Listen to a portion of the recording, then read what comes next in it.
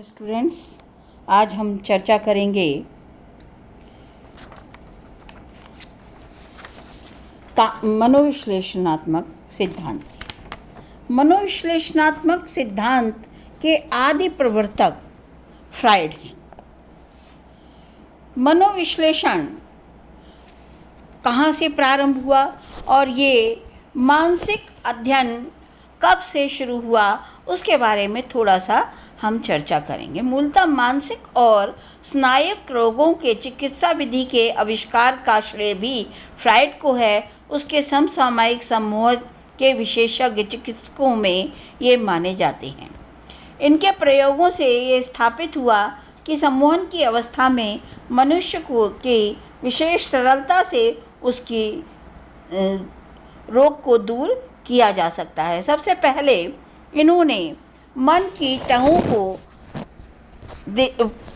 के अध्ययन का प्रयास किया और मन के अध्ययन का प्रयास जो है फ्राइड के द्वारा सबसे पहले हुआ। इन्होंने इसकी आवश्यकता मानी क्योंकि उन्होंने ये जाना कि जितनी भी बीमारियां होती हैं वो ज़्यादातर मन से संबंध रखती हैं। मनोविज्ञान के अंतर्गत मस्तिष्क की विविध क्रियाओं, शक्तियों और मानव स्वभाव कार्यों की मूल प्रवृत्तियों का अध्ययन किया जाता है। ये शब्द अंग्रेजी के साइकोलॉजी शब्द के पर्याय के रूप में प्रयुक्त हो रहा है। मनोविज्ञान की प्रारंभिक परिभाषा यही दी जाती है, परंतु जैसे जैसे इस विषय में मनोवैज्ञानिक विश्लेषण प्रारंभ हुए, प्रक्रिया का समावेश हुआ, ये परिभाषा भी अपर्याप्त लगने लगी। सबसे पहले आदि प्रवर्तक इसके फ्राइड हैं, सिगमंड फ्राइड, और उन्होंने खोजबीन के दौरान ये जाना कि मन के द्वारा बहुत से रोगों का इलाज किया जा सकता है। तो इन्होंने उनके शिष्यों और उन्होंने इस अपने मन संबंधी सिद्धांतों का स्पष्टीकरण किया, उसकी व्याख्या की, उसका समर्थन किया। बहुत से विरोध भी हुए इनकी खोजों में और पहले जो है ज्ञान संबंधी क्षमता सूझबूझ प्रबुद्ध लोगों तक सीमित थी। फिर फ्राइड के सहयोगियों के अथक प्रयासों के कारण मनोविकार, मनोग्रंथि, मनोविश्लेषण और मनोविज्ञान के बारे में बहुत सारी ज्ञान राशि इकट्ठी हो गई। अब तो पर्याप्त वैज्ञानिक तंत्र और अनुशासन बन गया है जिसके आधार पर कोई भी व्यक्ति मन के विविध स्तरों और प्रणालियों के बारे में जानकारी प्राप्त कर सकता है। तो हम बात कर रहे थे कि जो फ्राइड हैं वो इसके आदि प्रवर्तक हैं और उनके सहयोगी जो है एडलर और यूंग है। इनको यूंग भी कहते हैं। पहले तो इनके आपस में सभी के एक मत थे, परंतु धीरे धीरे इन एक दूसरे को किसी का सिद्धांत जो है पूरी तरह से ग्राह्य नहीं हुआ, अतः उन्होंने अपने अलग अलग सिद्धांतों को अपना लिया। फ्राइड के सिद्धांत को मनोविश्लेषणात्मक सिद्धांत कहते हैं, जिसे साइको एनालिसिस भी कहते हैं। एडलर के सिद्धांत को इंडिविजुअल साइकोलॉजी कहते हैं। यूंग का सिद्धांत विश्लेषणात्मक मनोविज्ञान है, जिसे एनालिटिकल साइकोलॉजी भी कहते हैं। तो पहले हम फ्राइड के सिद्धांत की यहाँ पर व्याख्या करेंगे, मनोविश्लेषणात्मक सिद्धांत की व्याख्या।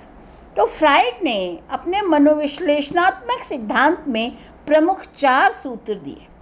पहला दृढ़ नियतत्ववाद, दूसरा अचेतन मन, तीसरा स्वप्न और चौथा मन की संरचना।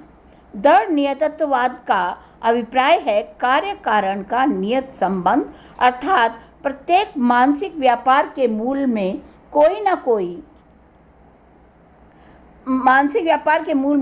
कोई कारण होता है, उसे खोजा जाता है। अचेतन मन किसे कहा जाता है? अचेतन मन की 3 तहें मानी गई, जिसमें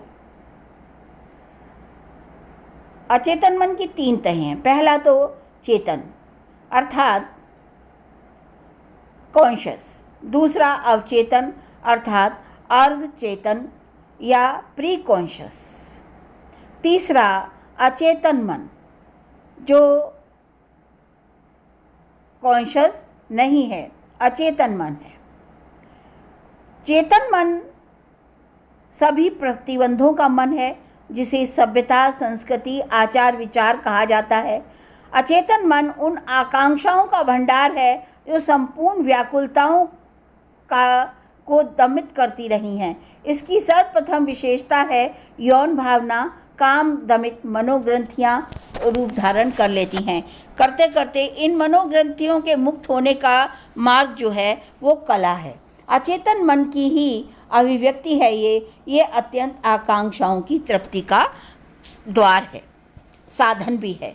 स्वप्न का अध्ययन करते हुए अचेतन मन की जानकारी प्राप्त करने का पूर्ण उपाय है। फ्राइड ने मन का विभाजन दूसरे ढंग से किया है।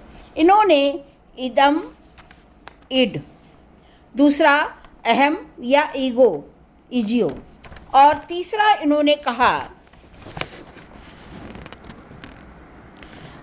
इन्होंने बताया अत्यहम। इड अचेतन मन ही है। जैविक संगठन में जो कुछ है वो इड में रहता है।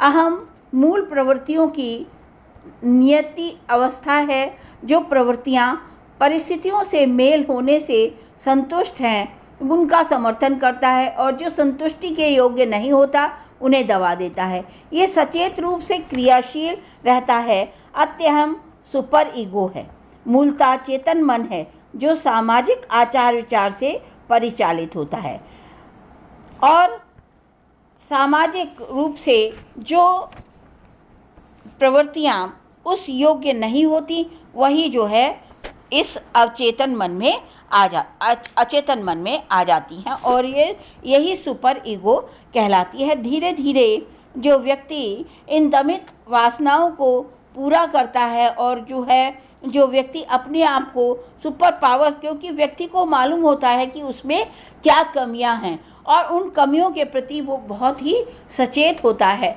और उन कमियों को दूर करने का प्रयास वो लगातार करता रहता है, और उसमें जो अहम की भावना आ जाती है वही सुपर ईगो है, जो हीन भावना से परिचालित होती है, ऐसा फ्राइड ने कहा है। एडलर के फ्राइड की जो मनोचिकित्सा विषयक 3 विषय उन्होंने लिए हैं। फ्राइड ने कहा है कि जो वर्जनाएं हैं, जो वासनाओं का, इच्छाओं का दमन है, वो अनेक ग्रंथियां निर्मित कर देता है, और इन ग्रंथियों के कारण ही, इन वर्जनाओं के कारण ही मनुष्य में हीन भावना आ जाती है, मानसिक विकृतियां उत्पन्न हो जाती हैं। परंतु कभी कभी अचेतन की इच्छाएं, वासनाएं चेतन मन के द्वारा परिष्कृत और उदात्त रूप में अभिव्यक्त की जाती हैं, और ये अभिव्यक्ति का साधन ही कला और साहित्य है। तो इस तरह से उन्होंने 3 कारण माने फ्राइड ने मनोविश्लेषणात्मक पद्धति के। एक तो अचेतन मन मुख्य रूप से, जिसमें बहुत सी कामनाएं रहती हैं, और वो जिन कामनाओं को, चेतन मन की कामनाओं को जो दबा देता है, मार देता है, वो अचेतन मन में चली जाती हैं, और वो ग्रंथियाँ बन जाती हैं, उससे विकृतियाँ उत्पन्न हो जाती हैं। दूसरा उन्होंने कहा लिबिडो या कामवृत्ति। फ्राइड मनुष्य के सभी क्रियाकलाप के मूल में कामवृत्ति को प्रमुख मानते हैं। धर्म, अर्थ, साहित्य, संस्कृति की मूल प्रेरणा भी यही कामवृत्ति है। मनुष्य की कुंठित, दमित, असामाजिक इच्छाएं, प्रवृत्तियां उदात्त और परिष्कृत होकर कलाओं और संस्कृतियों का निर्माण करती हैं। मनुष्य कामवृत्ति को ही साहित्य वर्जना का मूल प्रेरणा मानते हैं। उनका विचार है कि साहित्यकार कल्पनाशील होता है, वो अपनी दमित वर्जनाओं को काम प्रतीकों के रूप में प्रयुक्त करता है। कला के रहस्य को तभी समझा जा सकता है जब हम कलाकार की सृजन प्रक्रिया का मूल विश्लेषण करेंगे। उनका विचार है कि केवल कला ही नहीं वरन सार्वजनिक सृजनात्मक क्रिया के रूप में अचेतन मन की वासनाएं विद्यमान रहती हैं। इस प्रकार स्वप्न, कल्पनाएं, योजनाएं मानसिक व्यापार में भी कविता या कला के समान ही हैं और वो काम तृप्ति के ही एक रूप हैं। अब तीसरा उन्होंने कहा कि ग्रंथियां और वर्जनाएं क्या है। तो फ्राइड का मत है कि इच्छाओं और वासनाओं के दमन में ग्रंथियां या कुरीतियां जो कुंठाएं हैं वो निर्मित हो जाती हैं। उन वासनाओं के उदात्तीकरण से ये ग्रंथियां खुलती हैं, कुंठाएं दूर होती हैं। इस उदात्तीकरण और परिष्कृत क्रियाकलाप से सभ्यता का एवं सांस्कृतिक मूल्यों का निर्माण होता है। आदिम बर्बर वासनाएं सुसंस्कृत व्यवहार का रूप धारण करती हैं।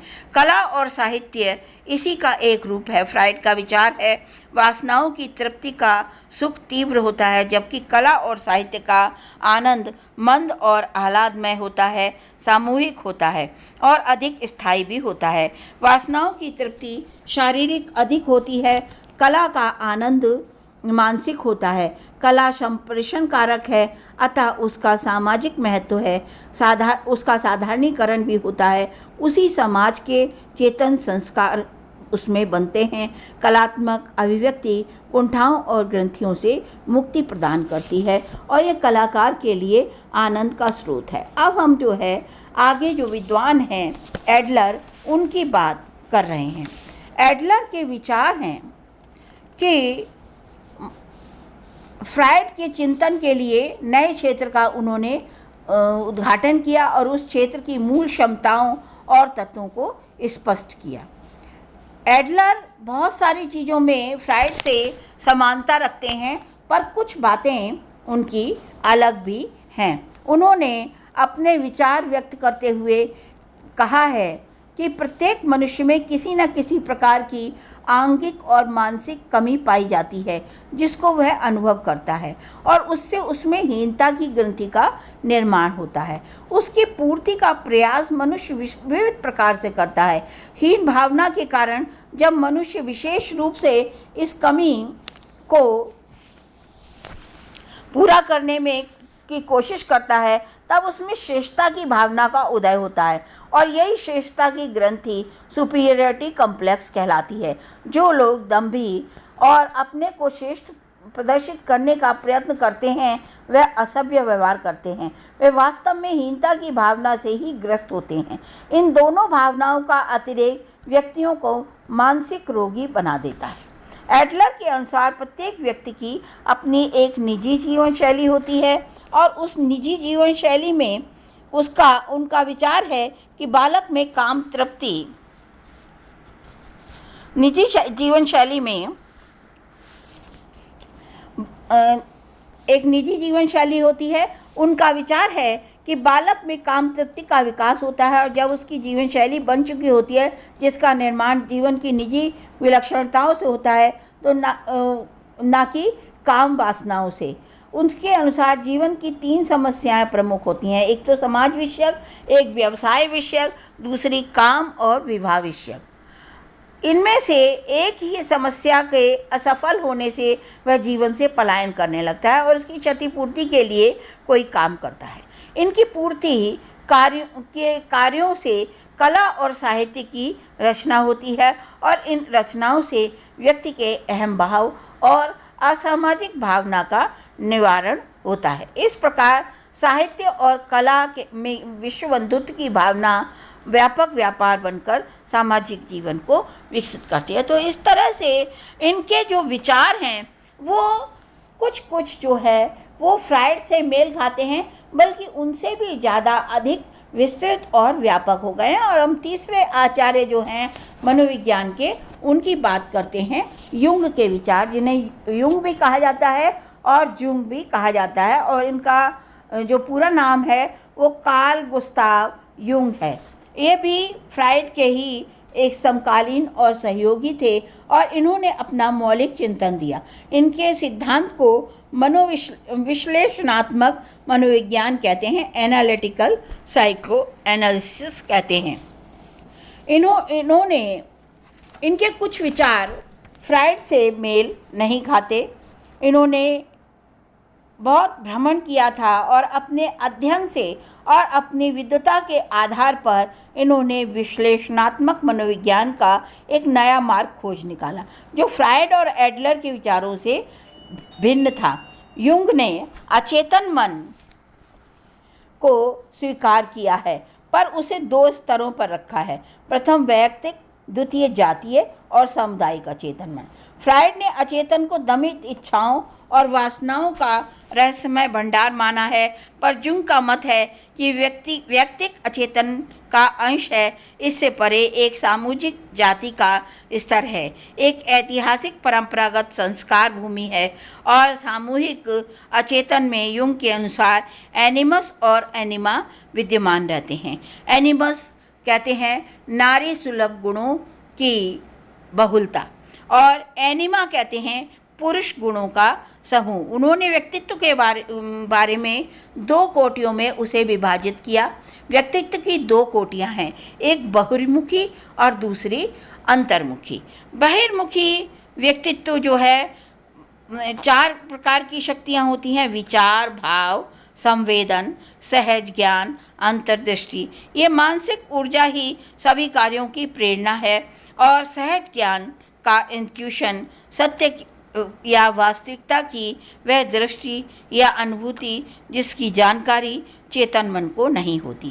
फ्राइड वहाँ काम शक्ति, लिबिडो की सभी क्रियाओं का मूल मानते हैं और एडलर जहाँ आत्म प्रकाशन की प्रवृत्ति के कार्यों की प्रेरणा मानते हैं, वहीं जुंग ने मनोशक्ति, मानसिक ऊर्जा को मुख्य प्रेरणा शक्ति माना है और उस पद पर वो इस शक्ति के रूप में अधिष्ठित करते हैं।